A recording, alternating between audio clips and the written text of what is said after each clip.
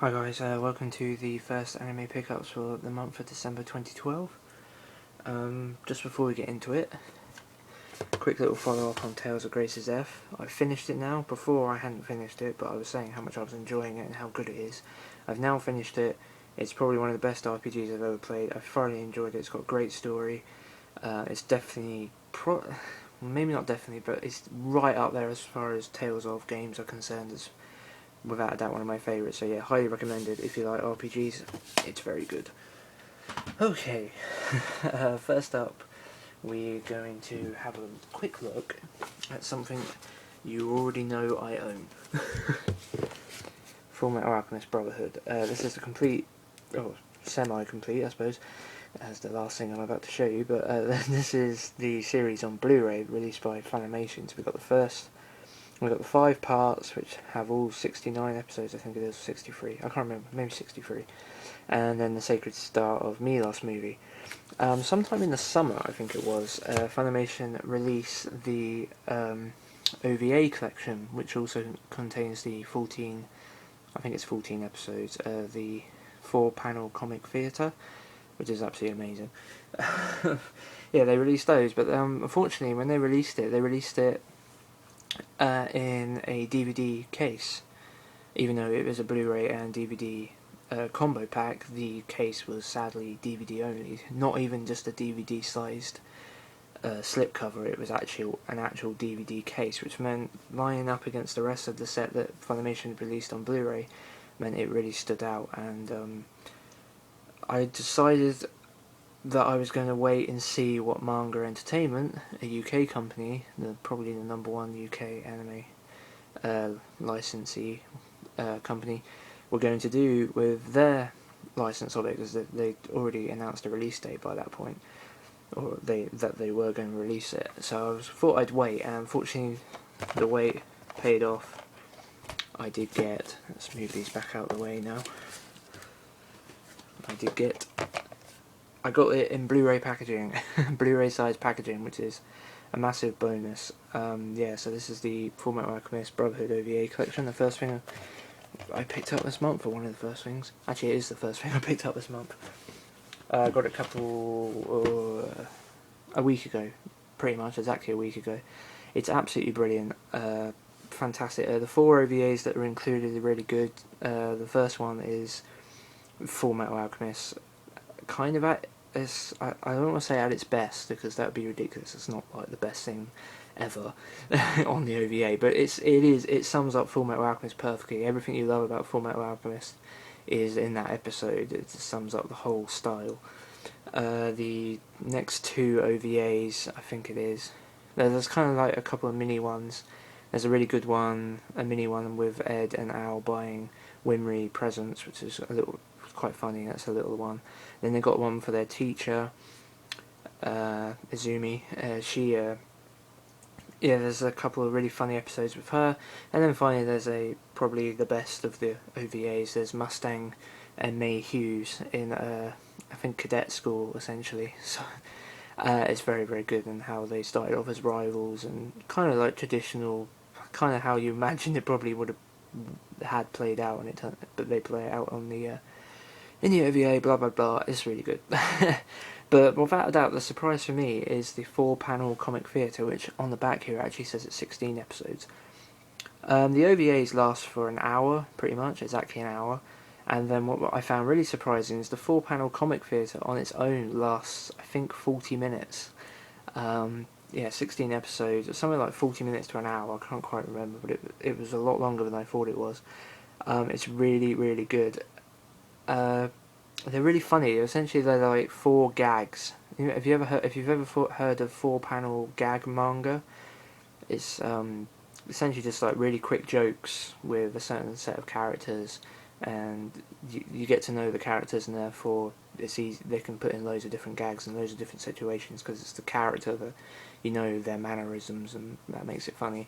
Essentially, and that's essentially what these are. You get the Fullmetal Alchemist characters in all these very like quick gags, and because you know how those characters are in the show, that's where the jokes come from, not necessarily what's happening in the gag, Like, you can't just put any random characters in there and have it be funny. It's the fact that it's the Fullmetal Alchemist characters that you know, and you know how they are and their personalities, that makes it funny. It's really, really good. It's probably the best thing on the whole OVA collection, to be honest, and I certainly didn't expect that, and it's not the sort of thing you would expect necessarily for Funimation to go out their way to get, although obviously Fullmetal Alchemist is one of their very high primary brands. It's one of the best licenses they have, so yeah, it's well worth it.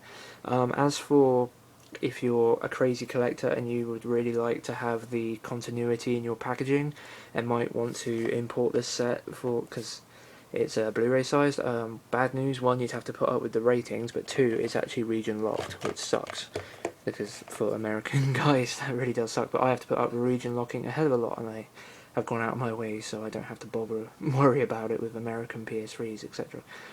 But yeah, it is region locked, so you would literally be paying the price of importation just for the slipcover and the case, and you would have to put up with the ratings as we do here in the UK, because those aren't stickers, they're printed. Anyway, yeah, but well worth it if you haven't got it. Okay, next up, with one of my favourite series ever is Galaxy Express 39. I absolutely love it. I love the magic of it and the style of it, and how it's got this really mystical sense to it, like a train that flies through space and visits all these planets, but it's also got a really morbid undertones bubbling under it. It's like quite depressing and sad, but it's very, very addicting as well. You're not going to get many laughs while watching this. Pretty much everywhere they go, it's just tragic. It just shows a tragic universe and tragic relationships and stuff. It's just really, really good. I really enjoy it, despite its rather sad persona, as it were. But I was very, very excited earlier this year because a series that came out in the 70s, which is Galaxy Express 39, it was announced to be coming out on DVD, which I couldn't believe. I was very hopeful after Discotek had released the first two movies and subsequently are now going to release the third movie, Eternal Fantasy, I think it is, or something. I haven't got that yet. I think it has already come out, but literally within the last few weeks, but I will be getting it sometime after Christmas.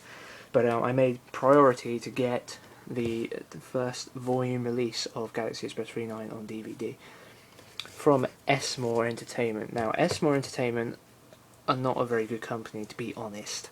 I'm very, very grateful they brought this. I kind of would have preferred Discotek to get it, because this set is not of the craziest quality, but I bought it because I know it's pretty much my only chance to ever own this show on DVD in it with English subtitles. But unfortunately, there's only 4 discs for 39 episodes.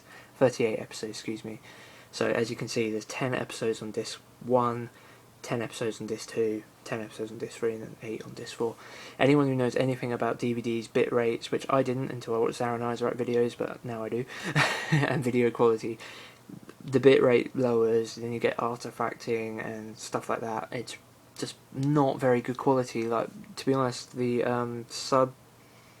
fan subs I own for I think it's the first 15 episodes or something are actual from DVD rips, and they're better quality than what's on this DVD. Well, basically what these are, it's the Toei streams that you can buy on Amazon and Amazon Instant Video and places like that, and it's also available for streaming for free on Crunchyroll. It's essentially all that's happened. They've taken those streams and burnt them on a disc. What I will say in S-More Entertainment's credit is, one, that they took the risk on this show in the first place, which I am grateful for, but two is the packaging is, considering how budget the rest of the release is, it's really nice, but it took a freaking long way to get here. When they had the video quality problems, people complaining about it after they announced they were going to have hard-coded subs, so it's hard subs, you can't turn the subs off, they're part of the video since they're rips of the streams. So so when they did that, to hope to get people off that topic, they released some really bad cover art as a proposition for what the cover should look like. It had the wrong train on it, it had Metaru, and it had like daylight scene rather than, you know, space, since it's Galaxy Express 39, it's set in space. It had like daylight scenery, it had the wrong train, it had the 3-4 rather than the 3-9, it only had Metaru on the front. It was absolutely awful, and then they subsequently went on to show more and other choices, and they were all awful, and it was all on purpose to get people riled up about something that they knew they could sort out. So they had the wrong type of logo and everything, and they eventually, you know, come to this conclusion. Everyone was like, oh yay, we took part and we made them do this and we all are chumps, basically. I fell for it hook, line and sinker. I got very angry. In fact, I got so angry about the covers I actually got banned from their Facebook page because I was just so annoyed. It just, after the hard-coded sub stuff, and then they were going to do all the horrible colours, and I was just so upset because this was my #1 release of the year when I heard it had been licensed. So but now I've got it, I can say that I've accepted the hard-coded subs, which I had done right at the beginning, to be honest, so I wasn't overly annoyed about it, because I was just glad to be getting it. But yeah, it's finally here, and I finally own it, and I have watched already the first 15 episodes, and it's as good as I remember it, and it's the only way I'm ever going to be able to own it on DVD, and they've got the packaging right, which means it looks superb on the shelf. So yeah, I'm not complaining too much, I'm just glad to own it. And hopefully they're going to release the other 2 volumes. There'll be 2 volumes containing all 113 episodes, I think it is. Yeah, by summer 2013 apparently, which is great. Okay, finally, hopefully I'll be able to fit this in. It's a very interesting thing. I picked up the complete series of Nodame Cantabile. I really have no idea how to say this properly. This is the really popular Japanese anime series, obviously. It's like the romance one with the classical music. It's really popular. It's got like 2 movies, a couple TV dramas in Japan. It was really popular. And it's also got 2 seasons of anime, or 3 seasons, I think. This is the first season. It was released in English, dubbed in Hong Kong. And not only is it dubbed, it's not a terrible like Chinglish dub, you know, done by Asian voice actors who just happen to have English as a second language, being that they live in Hong Kong and Singapore and stuff. It's actually done by an American company, the dub, so it's got all your normal voice actors in it. It's got, you know, Mona Marshall plays the younger version of this guy in the first episode, and she's the voice of Wolfram from Kyo Karamao. So yeah, proper like full-on American cast for so the English dub is like great. And yeah, it's available on Play Asia. It came out a while ago and it's almost impossible to find, but I was looking on Play Asia to see what sort of anime they had, and they had this and I couldn't believe it. And it was only on there for, it cost me £27. It was $43 with shipping. So no, $43 with the shipping's included in that price. So I think it was $30 actually. For me, in the end, it was £27. I imagine if you live in America, it might be a little bit less. So, but yeah, but yeah, Nodame Cantabile, the whole series, all 6 volumes is on there, and when I bought it, I figured there's no way they're going to send that. There's no way they have that in stock, because it's like out of stock on most other import websites. But they did, all brand new and sealed, and I've checked them out, and yeah, they're great. So yeah, that's one for you collectors out there looking for something different to add to your collection, since it seems for some weird reason, despite being fully English dub, you know, fully dubbed in English, and one of the most popular series to come out of Japan over the last few years, and its manga in France, I think, and many other countries, I don't know about America, is a huge seller, and in Japan it's extremely popular, you know, and it's fully dubbed in English and no one's licensed it for release. I don't know why that is. Maybe there's some problem with getting it licensed, I have no idea. But yeah, I would, at the price you can get it for, I would just buy this version. This is only the first season, of course. It's 23 episodes plus a bonus episode, but I'm not sure it is included on here. Yes, it is. So yeah, all 24 episodes. And that's everything I picked up this month. The Nodame Cantabile, I'm not going to butcher that again. Galaxy Express 39, the first box set, and the OVA collection. That's the first stuff I picked up this month. I'm going to be picking up One Piece, obviously, very soon, and what I get for Christmas, which I'll also show you. And so, until then, I'll see you later. Bye.